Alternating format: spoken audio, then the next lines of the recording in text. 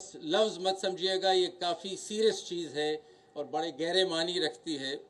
और यही एक कंपस है, ये ओथ्स मैं समझता हूँ कि इतनी बड़ी गाइडलाइन एक कंपस है जो आपको बताता है कि डिफ़िकल्ट सिचुएशन से कैसे फेस करना है। आपको जब भी कभी मुश्किल आए तो ज़रा ओथ पढ़ लीजिएगा, तो आपके सारे मामले हल हो जाते हैं। ओथ को देख लिया करें। ये आपकी एक शील्ड भी है। जब बार और प्रोफेशन को अगर खड़ा करना है, जुडिशरी को खड़ा करना है, तो ये शील्ड है। इसको बस पढ़ लिया करें तो शील्ड भी बन जाती है, प्रोटेक्शन भी मिल जाती है। और ये खाली एक प्रॉमिस नहीं है जो आपने अभी पढ़ा सबके सामने, ये एक बहुत सेक्रेड ट्रस्ट है जो आपने अल्लाह ताला के सामने उसको अल्लाह ताला को हाज़िर नाज़िर जानते हुए और अपने ज़मीर के साथ ये फ़ैसला किया है। तो इसको तोड़ना नहीं है, तोड़ सकते ही नहीं है, ये ख्याल रखिएगा। और इसको अगर हम तोड़ते हैं तो फिर सारा निज़ाम टूट जाता है, सारा स्ट्रक्चर ही गिर जाता है।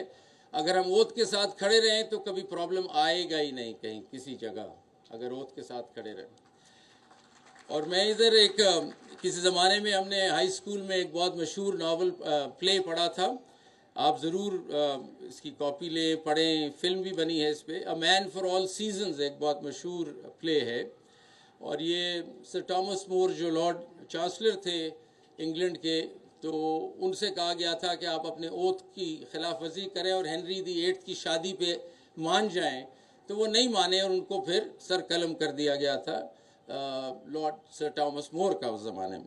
तो वो प्ले में लिखते हैं कि ये ओथ जो है ऐसे ही है जैसे कि आप पानी अपने हाथ में लेके खड़े। ये ओथ ऐसे ही है, और ये आप लोगों के लिए ख़ास तौर इस तरह ही है जिस तरह पानी लेके आप हाथ में खड़े हैं। ये आपका सोल कॉन्शियस इसके अंदर है। हाथ खोला तो बस नज़र नहीं आएंगे कहाँ गए, हाथ नहीं खोलना, इस तरह ही रखना है अगर ओथ को संभालना है। तो ये बड़ी खूबसूरत तशबीह है, मैं अंग्रेज़ी में भी पढ़ दूँ क्योंकि वो लैंग्वेज उसकी अपनी है। When a man takes an oath, he is holding his own self in his own hands like water, and if he opens his fingers then he needn't hope to find himself again. आपका कुछ नहीं बचेगा, आप गए फिर। तो ये याद रखिएगा, इसको हाथ को यूं दबा के रखना।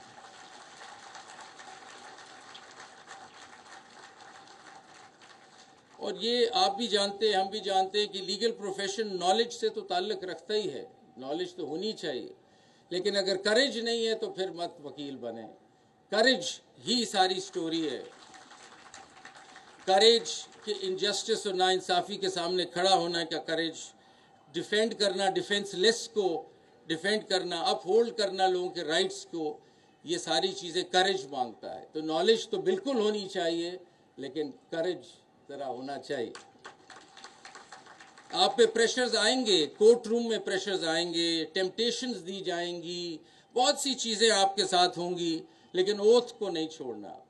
ये होगा, आप पे प्रेशर भी आएगा, आपसे बहुत सी चीज़ें कहा जाएंगी, टेम्पटेशंस दी जाएंगी, लेकिन इसीलिए ओथ हो रहा है कि इस ओथ से नहीं हिलना आपको।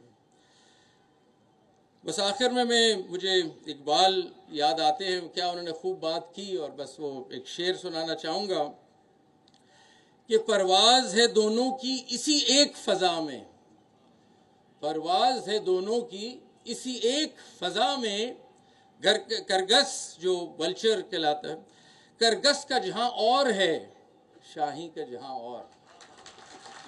Good luck, thank you, all the best, बहुत शुक्रिया।